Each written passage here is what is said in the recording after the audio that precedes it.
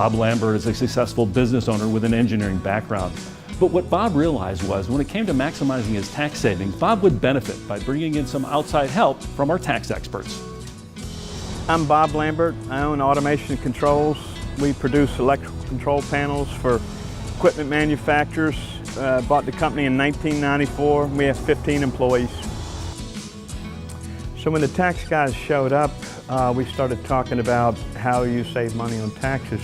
One way is you play in the gray areas, which invites a tax audit. And the other way is you do black and white things that you might be unaware of.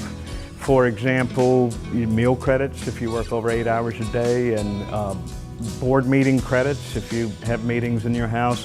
R&D credits, which in my case added up to about $80,000 I wasn't aware of. And now I am. So when we began to talk in detail, it was pointed out that accountants and lawyers do what they do every day, but they don't do what we do. And they're just not knowledgeable of all these things. So you may have to get a new accountant, or you may can use your own accountant to implement these strategies as long as they can think innovatively with you. I decided to engage my accountant, and she was actually energized by the concept, and it's been a good thing. It also helped and simplified the refiling of the previous tax years because she filed them for the last 3 years, so it was a good thing.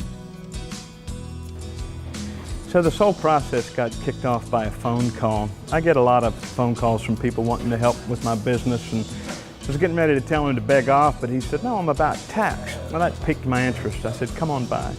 So he did, and I felt pretty good at the process, and he asked me to participate in this seminar, and I decided to pop a couple of bucks for it. I figured it was a good investment. When I got there, I learned about the domestic production activities credit, validated it with my accountant, took the next step, took a deep dive, and I was kind of hesitant in the beginning. I'll tell you, I feel like a dog having to, expose myself to them.